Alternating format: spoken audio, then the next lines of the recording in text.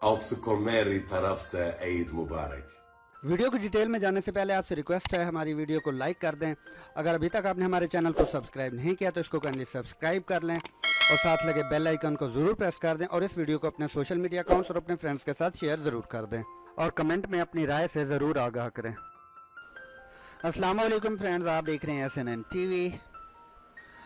Ertugrul की पाकिस्तानी मदाहों को उर्दू में ईद की मुबारकबाद।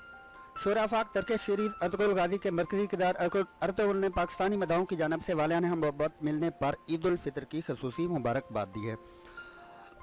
अर्तुगरुल का मकबूल किरदार निभाने वाले तुर्किश अदाकार इंजन आल्तन ने पाकिस्तानी मदाहों के लिए अपने खसूसी वीडियो पैगाम में कहा कि अस्सलाम वालेकुम बहन भाइयों, मेरे पास आप सबकी नाकाबिले यकीन मोहब्बत और पजीराई का शुक्रिया अदा करने के लिए अल्फाज नहीं हैं जो आप PTV के अर्तुगरुल गाजी उर्दू को दे रहे हैं।